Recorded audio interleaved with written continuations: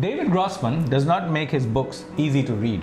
Even his 2014 Man Booker International winner, A Horse Walks Into a Bar, was a difficult and very challenging read. I think very similar to the book we are reviewing today, More Than I Love My Life. It's definitely not the book that draws you in and has you turning pages to find out more.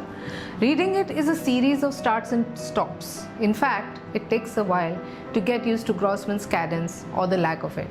Hello and welcome back to Book Nook with Radhi and Yats, your YouTube channel for book reviews and recommendations, author recommendations, and the short 2-minute reviews. And if you're liking Book Nook, please subscribe to our channel and show us some love.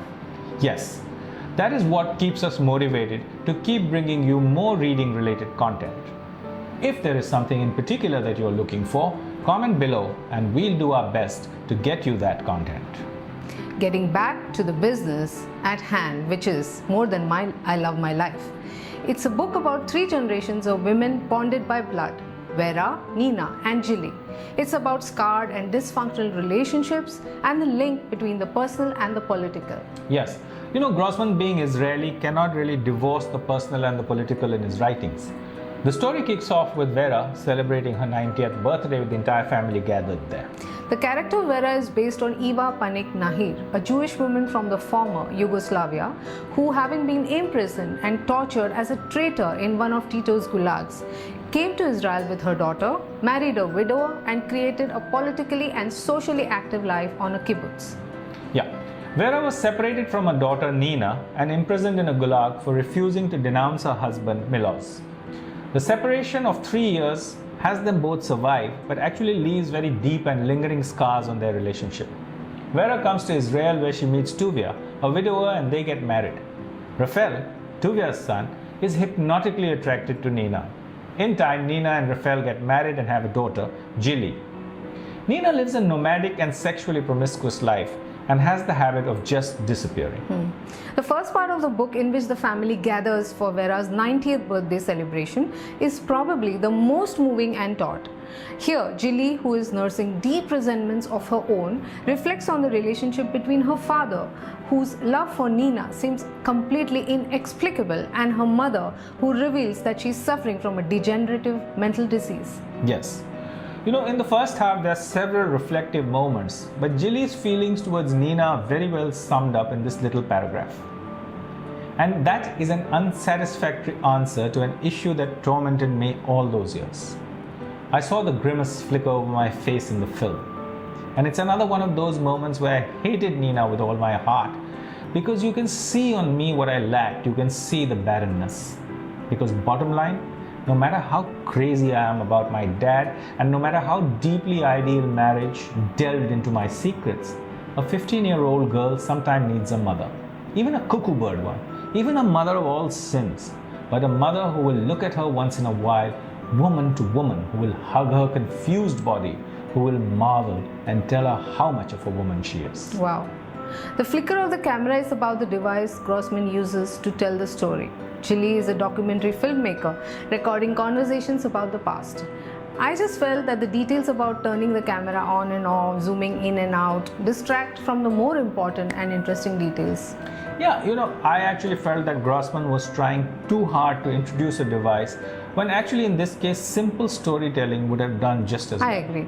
In the second half of the book, when all 4, Vera, Rafael, Nina, and Jilly, travel back to the island of Goli Otok in Croatia, the narrative becomes quite forced. The horrors that Vera faced while incarcerated are depicted in bone-chilling detail. We also understand the reason for her abandoning Nina, who then without a thought, does the same thing to her daughter Jilly. Yeah. In this book, Grossman sort of layers love. There's the unabashed, selfless love like that of Rafael for Nina, or that love that Tuvia and Vera have for their dead spouses. On the other hand, we have a love that exists, but ends up making one person feel as though they've come out, second best. Talking about love, yes, remember that part just after getting married, Vera and Tuvia talk about their spouses, It sort of sums up Grossman's worldview of love. Completely. I'm just going to read it. Before we go in bed, I want you to know right now, I'll always respect you and be your best friend and most faithful. But I'll not lie. I'm a woman who can in her life love only one man and no more. I love Milos, who was my husband and died by Tito, more than anything in the world, more than my life. I'll every night tell you about him and also what I went through in camps because I so loved him. And also I cry very much. And Tuvia said, it's good that you're saying directly everything face to face, Vera. This way there are no illusions, no misunderstandings. Here in our bedroom, there'll be pictures of them both, your husband and my wife. You will tell me about him and I'll tell you about her. And they'll be sacred to both of us. You know, this is exactly the point that I'm trying to make. Grossman is not a writer who bows to convention. Right. On one hand, we have the character of Vera who abandons her daughter, albeit temporarily. A character who then, sort of rebuilds her life, becomes the beloved of the family, who stands really firm and undaunted. On the other hand is Nina, who cannot erase the hurt of the abandonment, which manifests itself, in self-harm, a lack of commitment, sexual promiscuity, even debasement, and nomadic wandering. Yeah. Nina's character is in fact defined as much by her frequent and inexplicable absences as it is by her presence. One sentence in the book really brings it all together. And then Nina left. One morning we got up and she was gone. Probably heard a whistle from outside on a frequency that only dogs like her can hear. That's pretty savage. And that's the strong writing. And it glows at some points describing exactly the nuances of the relationship. But by and large, across the book, it really fails to touch me. Although there are issues with style yats, the narration and mostly the convoluted structure, the moving back and forth in time as well as the point of view, Grossman beautifully explores how the decisions we make can reverberate through generations, changing who we are, how we act, how we react. He also examines how powerful love is and how redemptive it can be, and we can see that in every relationship, whether it is between Tuvia and Vera, Vera and Rafael, Rafael and Nina. As I said, time and time again, Grossman does not make it easy to read his books. His transitions between the first and the third person are often confusing and gave me a sensation, quite akin to the Led Zeppelin album, In Through the Outdoor. Do you make this stuff up or do you practice beforehand, yes? Oh God. Overall, my observation regarding the book is that not being melodramatic is an asset, but to leave the reader untouched is not. Radhi, I will never reveal the thought process behind my musical analogies. Anyway, coming to my summary of the book, occasionally moving, but more often overwrought. I would say this is not Grossman's finest novel for sure. So it's rating time. I really wish we had more, high-tech stuff with buttons and screens and gizmos and all, but I guess we have to live with what we've got. Absolutely.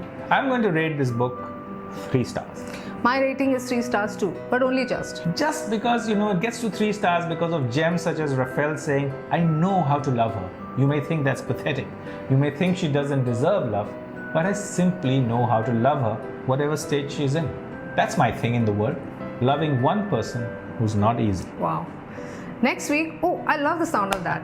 Yes, next week, Yats will be doing Book Nook Shorts, in which he will do a quick profile of a thriller writer, Robert Dugoni, and his detective character, Tracy Crosswhite. Remember to show us some love by subscribing to our channel and dropping your comments to help us get better. Do subscribe to our channel and we will see you. Oh wait, don't go. The big news. Yats has just published his book of poems. It's called A Few Hundred Journeys. It's available on Kindle and the link is in the description below. Congratulations, Yats. Thank you all. Radhi, obviously it will not be featured in a Book Nook review, right? For poetry lovers out there, look it up on the Kindle store. It's only 99 rupees. See you next week. Have a great week ahead. Bye.